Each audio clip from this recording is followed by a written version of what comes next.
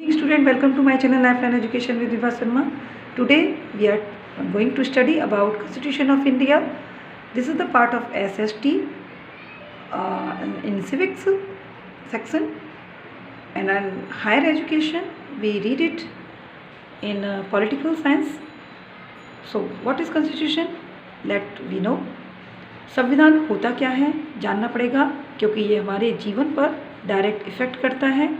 तो संविधान क्या है, क्यों चाहिए हमें इसको पढ़ना, और इसकी भाषा कौन सी है, ये हमारी लाइफ में क्या इंपॉर्टेंस रखता है। तो देखिए, अगर आप चैनल पर पहली बार आए हैं तो इसको एंड तक देखिएगा। दूसरी बात, सब्सक्राइब करिएगा और लाइक करिएगा। लाइक शेयर बहुत ज़रूरी है, जिससे कि मुझे और मोटिवेशन मिले, मैं और करेक्शन के साथ आपको आपके टॉपिक्स को जो थोड़े से डाउट की वजह से आपको कभी क्लियर नहीं हो पाते हैं, उन्हें मैं यहाँ पे क्लियर कर सकती हूँ। ठीक है, अगर आप नहीं बोलेंगे तो मुझे पता नहीं चलेगा। फिर भी मैं कोशिश करती हूँ कोई ईजी टू ईजी लैंग्वेज में आपको यहाँ पे छोटा सा कंटेंट ही दिया जाए, लेकिन क्लियर हो जाए। तो चलिए जान लेते हैं विदाउट एनी डिले।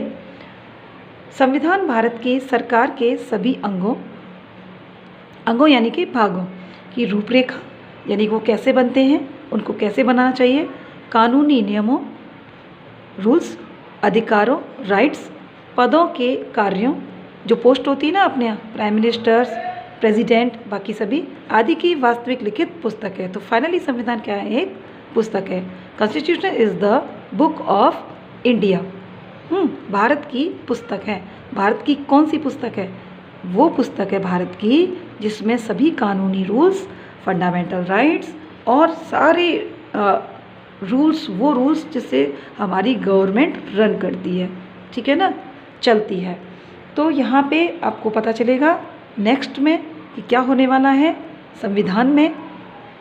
फाइनली आप ये मान लीजिए कि संविधान हमारी पुस्तक है, ठीक है। संविधान हमारे देश की सर्वश्रेष्ठ ऐसी पुस्तक है जिसके बिना हमारी सरकारें नहीं चल सकती, वर्क नहीं कर सकती।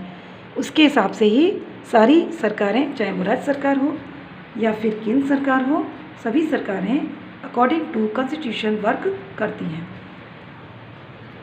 महत्व में क्या है, इम्पोर्टेंस क्या है, हमें इसे क्यों जानना चाहिए? तो भारत की केंद्र सरकार, राज्य सरकार, निर्वाचन आयोग तथा अन्य सभी कानूनी न्याय संबंधी कार्य संविधान में लिखित नियमों के अनुसार ही किए जाते हैं। तो समझ में आया आपको? यानी कि जो कुछ इसमें लिखा है उसी के अकॉर्डिंग सभी पोस्ट पर बैठे हुए व्यक्ति अपना अपना वर्क करते हैं, चाहे वो इलेक्शन कमीशन हो, सेंट्रल गवर्नमेंट हो या स्टेट गवर्नमेंट हो। इसके अकॉर्डिंग ही सभी लोग वर्क करते हैं।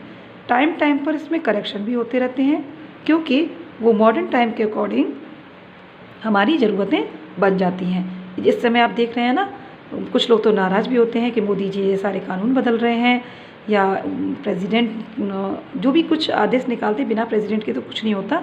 ये बात अलग है कि हमारे जो फर्स्ट फ्रंट पे आते हैं वो प्रधानमंत्री जी आते हैं, ठीक है, क्योंकि वो वर्क करते हुए दिखते हैं। लेकिन ऐसी बात नहीं है, प्रेसिडेंट का बहुत बड़ा रोल होता है, वो भी हम आपको नेक्स्ट आने वाले वीडियोज़ में बताएंगे। ओके, तो आपने समझ लिया इतना।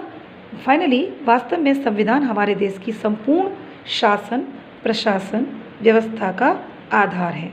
यानी आधार का मतलब क्या होता है, जो सारी चीज़ें हैं गवर्नमेंट की वो इसी के बेस पर चलती हैं। जो इसमें लिखा है उसके अनुसार थोड़ा बहुत करेक्शन हो सकता है, अदरवाइज़ इसी के अकॉर्डिंग सारे वर्क होते हैं। किसका कब इलेक्शन करना है, कब किसको रिटायर करना है, कब किसका कितना वेतन देना है, ये सारी चीज़ें according to constitution of India होती हैं। अच्छा, अब ये जो कॉन्स्टिट्यूशन है वो है कितनी लैंग्वेज? तो भाषा, संविधान को हिंदी तथा अंग्रेजी में लिखा गया है। तो हिंदी और अंग्रेजी लैंग्वेज में कॉन्स्टिट्यूशन को लिखा गया है। हमारे देश का संविधान जो है वो वर्ल्ड का सबसे बड़ा लिखित संविधान है। सब कुछ लिखा हुआ है इसलिए लिखित है। तो कैसा संविधान है? लिखित संविधान है। आई होप सो कि आपको इससे कई सारे क्वेश्चन क्लियर हो जाएंगे। तो अभी ये देखते हैं कि संविधान को क्यों लिखा गया, कब लिखा गया, कैसे लिखा गया, ठीक है। तो संविधान को लिखने में क्या क्या हुआ, किस किस ने इसमें पार्टिसिपेट किया, तो अभी ये जानना है। कितनी लैंग्वेज में लिखा गया है? 2 लैंग्वेज में लिखा गया है।